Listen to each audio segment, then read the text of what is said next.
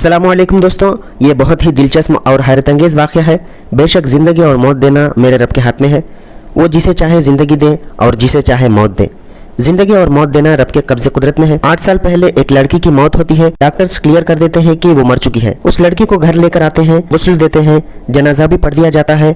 800 के करीब लोग उसके जनाजे में शिरकत करते हैं और उसे कब्रिस्तान ले जाया जाता है और उसे कब्र में भी उतार दिया जाता है। लेकिन अचानक क्या होता है, ये तमाम वाक़या कैसे पेश आया, कि ऐसा हो सकता है या नहीं, आप कमेंट में राय ज़रूर बताइएगा। आइए उस लड़की की ज़ुबानी तमाम वाक़ये को कैसा गुजरा है सुनते हैं। इस वीडियो के मुतालिक मेरी राय को आखिर में बताऊंगा। आप लोगों से गुजारिश है कि पूरे वाक़ये को अच्छी तरह सुनें और समझें, उसके बाद अपनी राय ज़रूर बताएं।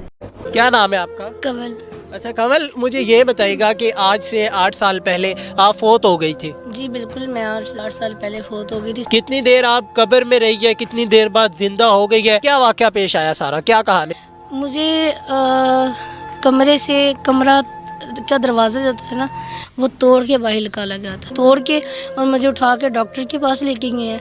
तो मेरे मतलब रिश्तेदार भी आ गए थे कि भाई उसकी तबीयत ख़राब है, ये क्या है, किस तरह नहीं, वो भी साथ इकट्ठे हुए थे।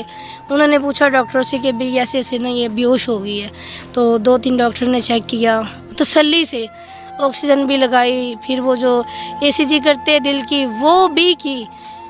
उन्होंने कहा इसको आप ले जाइए, फोत हो गई, डेथ हो गई इसकी। आपके शोहर ने दरवाज़ा तोड़ा है तो आप उस वक्त बेहोशी की हालत में थी? हाँ बिल्कुल बेहोश थी। मुझे पता ही नहीं था, मैं बिल्कुल बेहोश थी। उसके बाद का नहीं, मुझे डॉक्टर के पास लेके गए तब भी नहीं पता था। अच्छा, डॉक्टर के पास ले गया, डॉक्टर ने जवाब दे दिया, फिर उसके बाद क्या वाक़या पेश आया है?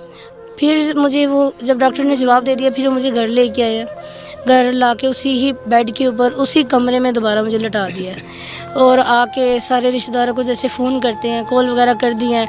और जो हमारी घर के पास ही मस्जिद है, तो वो हमारे जो कारी साहब जिनके पास मैंने कुरान पाक पढ़ा, उनको ही जाके कहा गया कि भाई कमल ऐसे फोत हो गई, आप ऐलान कर दें। तो उनको तो यकीन नहीं हो रहा था कि भाई अच्छी भली तो ये घर में रहती है, पढ़ने आती। कल मैं उनके पास पारा पढ़ने के लिए गई थी और उसके बाद जब उन्होंने ऐलान वगैरह किया, ऐलान करने के बाद मोहल्लेदार इकट्ठे हो गए, फ़ोन कर दिए, रिश्तेदार इकट्ठे हो गए।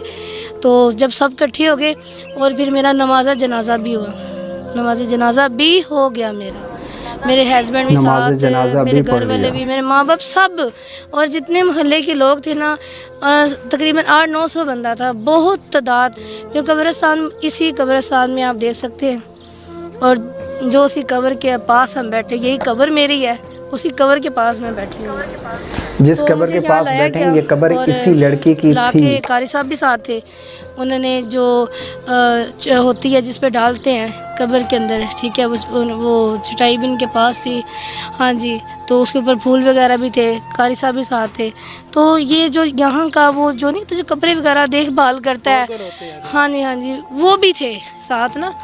तो वो ना कह रहे थे कि चटाई इस तरह पकड़ो और फूल भी डाल दो, और वो जो ऊपर चारों कुल लिखे होते हैं, वो जो चादर होती है, वो कहते थे ये भी रहने दो।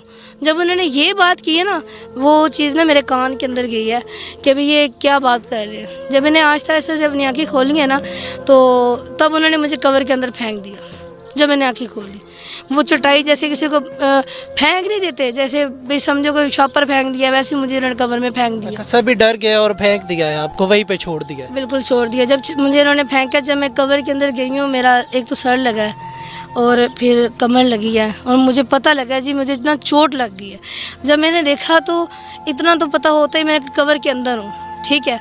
और बड़ी मुश्किलों से जब उन्होंने मुझे फेंका ना, तो मैं रो रही थी। ये होता नहीं कि बंदा आवाज़, मेरे में हिम्मत नहीं थी आवाज़ की, और मैं कवर के अंदर थी। मैं बड़ी मुश्किलों से ना, आपको पता कवर कितनी डूंगी होती है, बाहर तो आ ही नहीं सकते। तो बड़ी मुश्किलों से ना मैंने, जैसे कहते हैं भाई, वो कफन सारा मैंने पहना हुआ था, ठीक है। वो कफन मैंने थोड़ा सा भी नीचे किया, वो थोड़ा सा यहाँ तक बांध के अपने बाजू लगा ले, तो भाई बहुत ही मुश्किल से पाँव लगा ले, जैसे कहते हैं ना एक कुएं से बाहर आना, मैं वैसे आई। आके यही देखा कि कोई भी नहीं था। 10 कदम। वो जो लोग मौजूद थे वहाँ पे, जो आपको दफनाने के लिए गए थे, कब्रिस्तान में मौजूद थे, वो लोग कहाँ पे गए? वो सब भाग गए थे, सब भाग गए थे। डर की वजह से सब भाग ऐसे हो गए। गया था कि जैसे कोई है ही नहीं इधर, मेरे अलावा ना कोई इधर नहीं है, वो सब चले गए, दूर दूर तक कोई भी नहीं थे। तो मैं अपनी कवर से बाहर आके इसी कवर के पास ही आके मैं 20 से 25 मिनट बैठी रही हूँ। 20 मिनट होंगे क्योंकि उस टाइम तो मुझे भी अपनी होश नहीं थी, और 20 मिनट बैठी रही हूँ अपनी कब्र के पास ही। और जब मैं बैठी रही हूँ तो मैंने ये होता नहीं कि एक इंसान आवाज़ मारता है जी आ जाओ मुझे बचा लो, ये है मैं ज़िंदा हो गई। मैंने ऐसी कोई बात नहीं की, मैंने कहा जो होना ना वो तो होके रहना है। फिर मैं घर गए, घर जब गए हैं तो मेरे घर वाले सब फिर भाग गए, मेरे मम्मा पापा सब भाग गए, मोहल्ले वाले सब भाग गए। तो कोई यकीन करता है कोई नहीं करता, मगर मुझे पता है ना कि एक मुर्दे को लटा दें फिर दोबारा घर आ जाए, अब कोई भी यकीन नहीं करता। यकीनन ज़िंदगी और मौत देना तो अल्लाह के कब्ज़े कुदरत में है। अल्लाह का ये कानून है कि दिल का धड़कना और सांसों का चलना ये ज़रूरी है।